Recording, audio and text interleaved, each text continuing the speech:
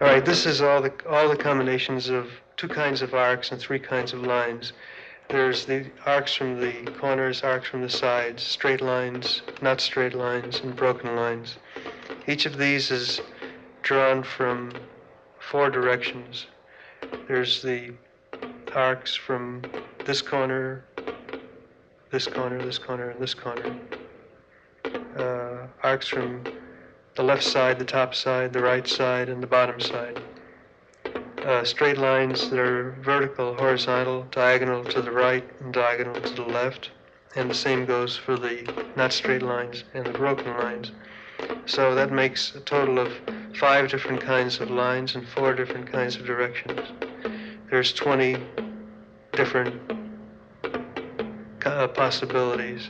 Each one of these is done with a combination of another one. So you have 1 and 2, 1 and 3, 1 and 4, 1 and 5, all the way until 1 and 20. Then you start with 2 and 3, 2, 4, 2, 5, 2, 6, and so on, up until 20. And finally, when you get down to the end, you have 19 and 20. That's the last.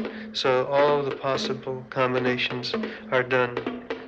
Now, if you just see the first one is 1 and 2, would be 1 and 2 would be 2 different arcs from the corners, and they're put together this way. Now, these visually set up into, on the top, all the arcs, and on the bottom, all the straight lines down into the non-straight lines, and finally ending up with the broken lines. So it works visually from top to bottom as well as from left to right, where each of the rows is unified by one kind of line.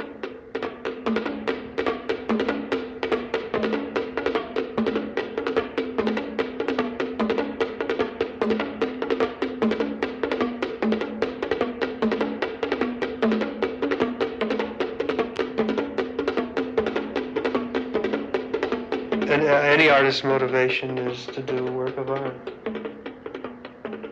And I use these lines because they're the most basic visual language that I can devise, and I'm making it into a statement by just combining them all together.